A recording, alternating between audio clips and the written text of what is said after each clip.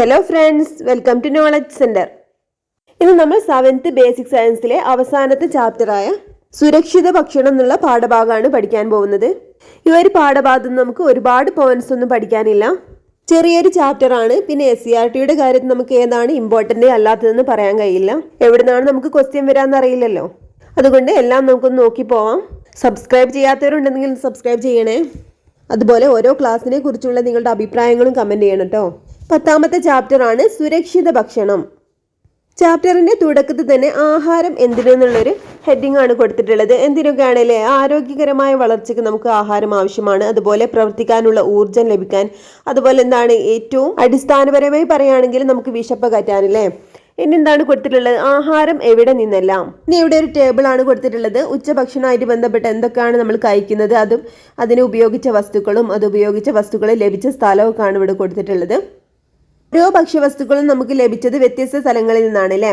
ഇനി നമ്മൾ കഴിക്കുന്ന ആഹാരം പോഷകപ്രദവും സുരക്ഷിതവുമാവണം. ഇതിനായി വിഭവങ്ങൾ തയ്യാറാക്കുന്നതിന് ഉപയോഗിക്കുന്ന വസ്തുക്കളുടെ ഗുണനിലവാരം, അവ പാചകം ചെയ്യുന്ന രീതി തുടങ്ങിയവ ശ്രദ്ധിക്കേണ്ടതാണ്.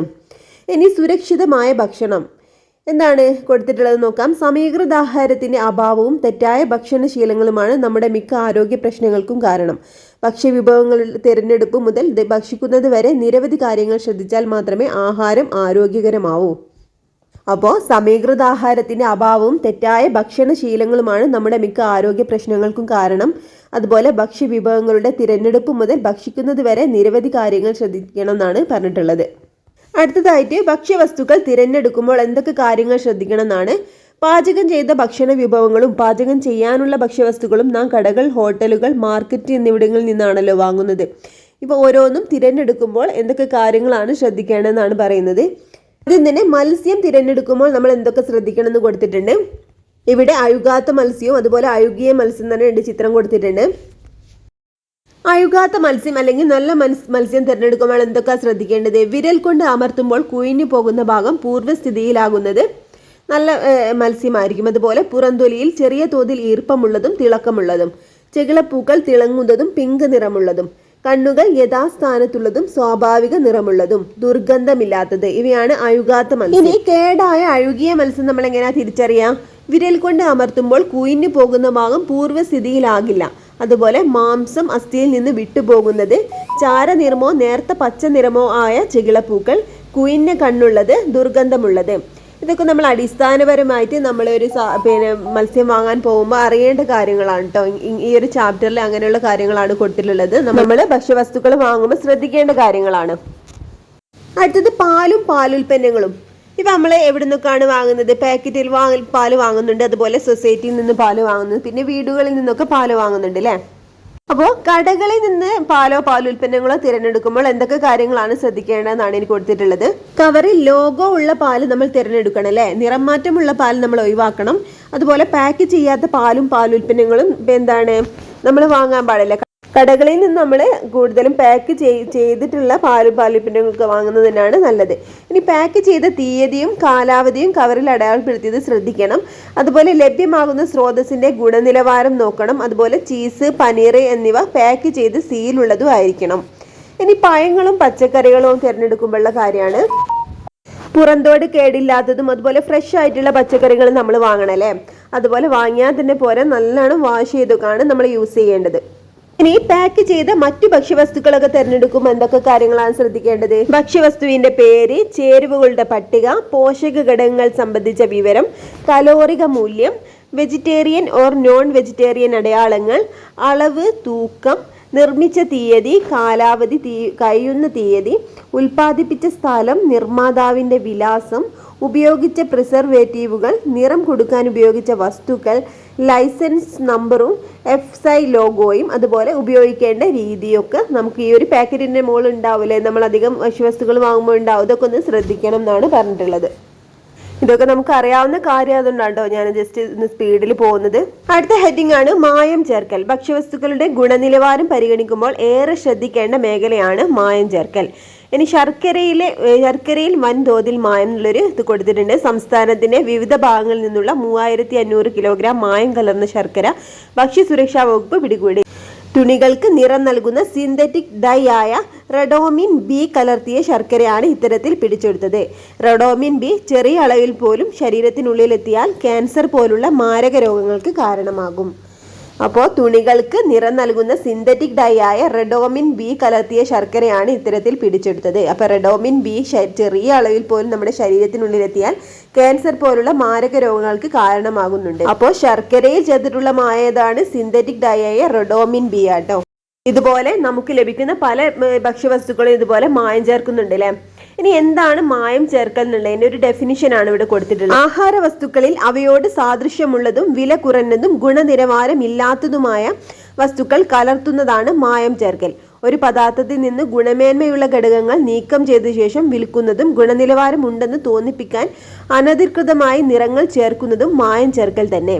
അപ്പം എന്താണ് പറഞ്ഞിട്ടുള്ളത്? ആഹാര വസ്തുക്കളിൽ അവയോട് സാദൃശ്യമുള്ളതും വില കുറഞ്ഞതും ഗുണനിലവാരമില്ലാത്തതുമായ വസ്തുക്കൾ കലർത്തുന്നതാണ് മായം ചേർക്കൽ. ഒരു പദാർത്ഥത്തിൽ നിന്ന് ഗുണമേന്മയുള്ള ഘടകങ്ങൾ നീക്കം ചെയ്ത ശേഷം വിൽക്കുന്നതും ഗുണനിലവാരമുണ്ടെന്ന് തോന്നിപ്പിക്കാൻ അനധികൃതമായി നിറങ്ങൾ ചേർക്കുന്നതും മായം ചേർക്കൽ തന്നെ. അതുകൊണ്ട് തന്നെ നമ്മൾ ഭക്ഷ്യവസ്തുക്കൾ തിരഞ്ഞെടുക്കുമ്പോൾ പരമാവധി ഗുണനിലവാരം ഉറപ്പുവരുത്തണം. ഇനി ഭക്ഷ്യവസ്തുക്കളിലെ മായം ചേർക്കൽ എങ്ങനെ തിരിച്ചറിയാം എന്നാണ്. തേനിലെ മായം എങ്ങനെയാ തിരിച്ചറിയാന്ന് കൊടുത്തിട്ടുണ്ട്. ശുദ്ധമായ തേൻ വളരെ വിലപിടിപ്പുള്ളതാണ്. പഞ്ചസാരയുടെയോ ശർക്കരയുടെയോ ലായനി തേനിൽ ചേർക്കാറുണ്ട്. ഒരു കോട്ടൺ തിരി തേനിൽ മുക്കി കത്തിക്കുക. അത് നന്നായി കത്തുന്നുണ്ടെങ്കിൽ മായം ചേരാത്ത തേനാണ്. എന്നാൽ കത്തിക്കുമ്പോൾ പൊട്ടലും ചീറ്റലും ഉണ്ടാവുകയാണെങ്കിൽ ആ തേൻ മായം ചേർന്നതാണ്. അപ്പോൾ തേനിൽ ചേർക്കാൻ സാധ്യതയുള്ള മായം ശർക്കര ലായനിയോ അതോ പഞ്ചസാര ലായനിയോ ഒക്കെ ആണ്. ഇത് കണ്ടുപിടിക്കാനുള്ള മാർഗ്ഗമാണ് ഇവിടെ പറഞ്ഞിട്ടുള്ളത്. ഒരു കോട്ടൺ തിരി തേനിൽ മുക്കി കത്തിക്കുക. അത് നന്നായി കത്തുന്നുണ്ടെങ്കിൽ മായം ചേരാത്ത തേനാണ്. എന്നാൽ കത്തിക്കുമ്പോൾ പൊട്ടലും ചീറ്റലും ഉണ്ടാവുകയാണെങ്കിൽ അതിൽ മായം ചേർത്തിട്ടുണ്ടെന്ന് മനസ്സിലാക്കാം. അടുത്തത് മഞ്ഞൾ, വെളിച്ചെണ്ണ, കായം ഇവയിലൊക്കെ മായം ചേർത്തുന്ന എങ്ങനെ തിരിച്ചറിയാനുള്ള മാർഗ്ഗങ്ങളാണ്. മഞ്ഞൾപ്പൊടിയിൽ എങ്ങനെയാണ് നമ്മൾ തിരിച്ചറിയുക? ഒരു ഗ്ലാസ് ടംബ്ലറിൽ കുറച്ച് വെള്ളമെടുത്ത് അതിൽ ഒരു നുള്ള് മഞ്ഞൾപ്പൊടി വിതറുക. കൃത്രിമ നിറം ചേർത്തിട്ടുണ്ടെങ്കിൽ നിറം താഴേക്ക് പടരും. ഇല്ലെങ്കിൽ നിറം ഇളകാതെ മഞ്ഞൾപ്പൊടി താഴേക്ക് അടിയും. ഇനി വെളിച്ചെണ്ണയിൽ എങ്ങനെയാണ്? അര ഗ്ലാസ് വെളിച്ചെണ്ണ 30 മിനിറ്റ് ഫ്രീസറിൽ വെച്ച ശേഷം നിരീക്ഷിക്കുക. ശുദ്ധമായ വെളിച്ചെണ്ണയാണെങ്കിൽ മുഴുവൻ കട്ടിയായിട്ടുണ്ടാവും. മറ്റേതെങ്കിലും എണ്ണകൾ ചേർത്തിട്ടുണ്ടെങ്കിൽ വെളിച്ചെണ്ണയ്ക്ക് മുകളിൽ ദ്രാവക രൂപത്തിൽ പൊങ്ങി നിൽക്കും. ഇനി കായം. ആ കായം എങ്ങനെയാണ് മനസ്സിലാവുക? ഒരു കഷ്ണം കായം സ്പൂണിലെടുത്ത് കത്തിച്ചു നോക്കിയാൽ കർപ്പൂരം കത്തുന്നത് പോലെ നന്നായി കത്തുന്നില്ലെങ്കിൽ മായം ചേർത്തിട്ടുണ്ടെന്ന് അനുമാനിക്കാം. അപ്പം മഞ്ഞൾ, വെളിച്ചെണ്ണ, കായം ഇവയിലൊക്കെ മായം ചേർത്തിട്ടുണ്ടോ എന്ന് തിരിച്ചറിയാനുള്ള മാർഗ്ഗങ്ങളാണ് ഇവിടെ കൊടുത്തിട്ടുള്ളത്. അടുത്തതാണ് ഭക്ഷ്യവിഭവങ്ങളുടെ സുരക്ഷിതമായ സൂക്ഷിപ്പ്. സുരക്ഷിതമായ ഭക്ഷണം ഉറപ്പാക്കാൻ ഭക്ഷ്യവസ്തുക്കൾ തിരഞ്ഞെടുക്കുമ്പോൾ ശ്രദ്ധിക്കേണ്ട കാര്യങ്ങളാണല്ലേ നമ്മൾ ഇതുവരെ നോക്കിയത്. ഇനി ഭക്ഷ്യവസ്തുക്കൾ കേടുവരാതെ സൂക്ഷിക്കുന്നതിനെ പറ്റിയിട്ടാണ് ഇനി പറയുന്നത്. വീട്ടിൽ പാത്രത്തിൽ സൂക്ഷിക്കുന്ന അരി കുറേ കാലം കേടുവരാതിരിക്കുന്നുണ്ടല്ലോ, എന്നാൽ ചോറ് ഒരു ദിവസം കഴിയുമ്പോഴേക്കും കേടുവരുന്നു. അപ്പോൾ വേവിച്ചത് കൊണ്ടാണോ കേടുവരുന്നത്? ഒരു കുട്ടീൻ്റെ ക്വസ്റ്റ്യനാണ് ഇവിടെ ചോദിച്ചിട്ടുള്ളത്. ബാക്ടീരിയ, ഫംഗസ് തുടങ്ങിയ സൂക്ഷ്മജീവികൾ നടത്തിയ വിഘടന പ്രവർത്തനങ്ങളുടെ ഫലമായാണ് പ്രധാനമായും ഭക്ഷ്യവസ്തുക്കൾ കേടുവരുന്നത്. ഉയർന്ന താപനിലയിലും വളരെ താഴ്ന്ന താപനിലയിലും സൂക്ഷ്മജീവികൾ പ്രവർത്തനരഹിതമാകും. കൂടാതെ ഈർപ്പം തീരെയില്ലാത്ത സാഹചര്യങ്ങളിലും സൂക്ഷ്മജീവികൾക്ക് പ്രവർത്തിക്കാൻ കഴിയില്ല. വായു കടക്കാൻ കഴിയാത്ത വിധം പാക്ക് ചെയ്ത ആഹാരപദാർത്ഥങ്ങളിലും സൂക്ഷ്മജീവികൾക്ക് പ്രവർത്തിക്കാനാകില്ല. അപ്പോൾ നമ്മൾ വേവിക്കുന്ന അരിക്ക് എന്താണ്? ഈർപ്പം കൂടുതലായിരിക്കും അല്ലേ. അതുപോലെ നമ്മൾ ഫ്രിഡ്ജിലൊന്നും വെച്ചിട്ടില്ലെങ്കിൽ അത് പെട്ടെന്ന് കേടുവരികയും ചെയ്യും. അതായത് ഉയർന്ന താപനിലയിലും വളരെ താഴ്ന്ന താപനിലയിലും സൂക്ഷ്മജീവികൾ പ്രവർത്തനരഹിതമാവുന്ന പറഞ്ഞിട്ടുള്ളത്. അപ്പോൾ നമ്മൾ ഫ്രിഡ്ജിലൊക്കെ വെക്കുകയാണെങ്കിൽ കുറച്ച് ദിവസം കൂടി നമുക്ക് കേടുവരാതെ സൂക്ഷിക്കലേ. അതുപോലെ വായു കടക്കാൻ കഴിയാത്ത വിധം പാക്ക് ചെയ്ത ആഹാരപദാർത്ഥങ്ങളിലും സൂക്ഷ്മജീവികൾക്ക് പ്രവർത്തിക്കാനാവില്ല എന്ന് പറഞ്ഞിട്ടുണ്ട്. ഇനി ഭക്ഷ്യവസ്തുക്കൾ സൂക്ഷിച്ചു വെക്കുന്ന രീതികളാണ് ഇവിടെ കൊടുത്തിട്ടുള്ളത്. എന്തൊക്കെയാണ് ഈ ചിത്രത്തിൽ? നമ്മുടെ പഴങ്ങളൊക്കെ ഉപ്പിലിട്ടൊക്കെ വെച്ചിട്ടുണ്ടെങ്കിൽ കുറച്ചുകൂടി കാലം നമുക്ക് കേടുവരാതെ സൂക്ഷിക്കാം. അതുപോലെ എന്താണ്, മുളകൊക്കെ ഉണക്കി സൂക്ഷിച്ചിട്ടുണ്ടെങ്കിൽ കേടുവരാതിരിക്കും. പിന്നെ എന്താണ് പറഞ്ഞിട്ടുള്ളത്? പാക്ക് ചെയ്ത ഭക്ഷ്യവസ്തുക്കൾ കാണിച്ചിട്ടുണ്ട്. അതുപോലെ ഫ്രിഡ്ജിലും സൂക്ഷിക്കല്ലേ ഭക്ഷ്യവസ്തുക്കളൊക്കെ. ഇനി പാസ്ചറൈസേഷൻ എന്താണെന്നാണ് കൊടുത്തിട്ടുള്ളത്.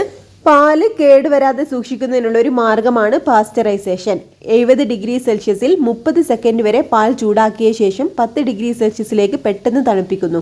പെട്ടെന്നുള്ള താപവ്യതിയാനം മൂലം പാലിലെ സൂക്ഷ്മജീവികളുടെ കോശസ്തരം പൊട്ടുകയും അവ നശിക്കുകയും ചെയ്യുന്നു. ഈ രീതി ആവിഷ്കരിച്ചത് ഫ്രഞ്ച് ശാസ്ത്രജ്ഞനായ ലൂയി പാസ്റ്ററാണ്. അതുകൊണ്ടാണ് ഈ രീതിക്ക് പാസ്ചറൈസേഷൻ എന്ന് പേര് ലഭിച്ചത്. അപ്പോൾ എന്താണ് പറഞ്ഞിട്ടുള്ളത്, പാല് കേടുവരാതെ സൂക്ഷിക്കുന്ന ഒരു മാർഗ്ഗമാണിത് പാസ്ചറൈസേഷൻ. 70 ഡിഗ്രി സെൽഷ്യസിൽ 30 സെക്കൻഡ് വരെ പാല് ചൂടാക്കിയ ശേഷം 10 ഡിഗ്രി സെൽഷ്യസിലേക്ക് പെട്ടെന്ന് തണുപ്പിക്കുകയാണ് ഈ ഒരു പ്രക്രിയ. അപ്പോൾ പെട്ടെന്നുള്ള ഈ താപവ്യതിയാനം മൂലം പാലിലെ സൂക്ഷ്മജീവികളുടെ കോശസ്തരം പൊട്ടുകയും അവ നശിക്കുകയും ചെയ്യുന്നു. അപ്പോൾ എന്താണ് പറഞ്ഞിട്ടുള്ളത്, ഈ രീതി ആവിഷ്കരിച്ചത് ഫ്രഞ്ച് ശാസ്ത്രജ്ഞനായ ലൂയി പാസ്റ്റർ ആണ്. അപ്പോൾ ഇത് ഇമ്പോർട്ടൻ്റ് ആണ് കേട്ടോ, അത് നോട്ട് ചെയ്യണേ. 70 ഡിഗ്രി സെൽഷ്യസിൽ 30 സെക്കൻഡ് വരെ പാല് ചൂടാക്കിയ ശേഷം 10 ഡിഗ്രി സെൽഷ്യസിലേക്ക് പെട്ടെന്ന് തണുപ്പിക്കുകയാണ് കേട്ടോ. ഇനി ഐസിലും മായമോ എന്ന് കൊടുത്തിട്ടുണ്ട്. ആയക്കടലിൽ മീൻ പിടിക്കാൻ പോകുന്ന ബോട്ടുകൾ ദിവസങ്ങൾ കഴിഞ്ഞായിരിക്കും കരയിലെത്തുന്നത്. അവിടെ നിന്ന് ചില്ലറ കച്ചവടക്കാർ മത്സ്യം മറ്റു സ്ഥലങ്ങളിലേക്ക് എത്തിക്കാൻ പിന്നെയും സമയമെടുക്കും. ഇത്രയും ദിവസം എങ്ങനെയാണ് മത്സ്യം കേടാകാതിരിക്കുന്നത്? മത്സ്യം കേടാകാതിരിക്കാൻ ഐസ് ഉപയോഗിക്കുന്നത് നിങ്ങൾ കണ്ടിട്ടില്ലേ? ഐസ് നിർമ്മിക്കുമ്പോൾ വെള്ളം വേഗം ഘനീഭവിക്കുന്നതിനും അലിഞ്ഞു പോവാതിരിക്കുന്നതിനും താഴ്ന്ന താപനില ലഭിക്കുന്നതിനും വേണ്ടി അമോണിയം ക്ലോറൈഡ് എന്ന രാസവസ്തു ചേർക്കാറുണ്ട്. അമോണിയം ക്ലോറൈഡ് നമ്മുടെ ശരീരത്തിന് ദോഷകരമാണ്. അതിനാൽ പാചകം ചെയ്യുന്നതിന് മുമ്പ് ധാരാളം വെള്ളം ഉപയോഗിച്ച് മത്സ്യം നന്നായിട്ട് കഴുകണം. അപ്പോൾ എന്താണ് പറഞ്ഞിട്ടുള്ളത്, മത്സ്യം കേടാകാതിരിക്കാൻ നമ്മൾ ഐസ് യൂസ് ചെയ്യുന്നുണ്ട് അല്ലേ. അപ്പോൾ ഐസ് നിർമ്മിക്കുമ്പോൾ വെള്ളം വേഗം ഘനീഭവിക്കുന്നതിനും അതുപോലെ അലിഞ്ഞു പോവാതിരിക്കാനൊക്കെ ആയിട്ട് താഴ്ന്ന താപനില ലഭിക്കുന്നതിനും വേണ്ടി അമോണിയം ക്ലോറൈഡ് എന്ന രാസവസ്തു നമ്മുടെ ഐസിൽ ചേർക്കുന്നുണ്ട്. അമോണിയം ക്ലോറൈഡ് നമ്മുടെ ശരീരത്തിന് ദോഷകരമാണ്. അപ്പോൾ എന്താണ് ചേർക്കുന്നത്, അമോണിയം ക്ലോറൈഡ് ആണ് കേട്ടോ, നോട്ട് ചെയ്യേ. ആഹാര പദാർത്ഥങ്ങൾ കേടുകൂടാതിരിക്കാൻ റെഫ്രിജറേറ്ററിൽ നമ്മൾ സൂക്ഷിക്കുന്നുണ്ട് അല്ലേ. അപ്പോൾ റെഫ്രിജറേറ്ററുകളിലെ എല്ലാ അറകളിലെയും താപനില ഒരുപോലെയല്ല. റെഫ്രിജറേറ്ററിൽ വിവിധ ആഹാര സാധനങ്ങൾ വ്യത്യസ്ത അറകളിലാണ് സൂക്ഷിച്ചിരിക്കുന്നത്. അപ്പോൾ വളരെ താഴ്ന്ന താപനിലയിൽ സൂക്ഷ്മജീവികൾക്ക് പ്രവർത്തിക്കാനാകില്ല. അതുകൊണ്ടാണ് അവ കേടുകൂടാതിരിക്കുന്നത്. അപ്പോൾ നമ്മൾ ഫ്രിഡ്ജിൽ വ്യത്യസ്ത അറകളിലായിട്ടാണ് ഇല്ലേ ഓരോ ഭക്ഷണ പദാർത്ഥങ്ങളും വെക്കുന്നത്. അതായത് നമ്മൾ എന്താ പറയുക, മാംസ്യവും അതുപോലെ മത്സ്യവും നമ്മൾ വെക്കുന്നത് ഫ്രീസറിലാണ്. അതുപോലെ പഴങ്ങളും പച്ചക്കറികളും മറ്റ് വേവിച്ച ഭക്ഷണ പദാർത്ഥങ്ങളൊക്കെ നമ്മൾ ഓരോരോ അറകളിലായിട്ടാണല്ലേ വെക്കുന്നത്. ഓരോന്നിനും വ്യത്യസ്ത താപനിലയാണ് ആവശ്യമുള്ളത്.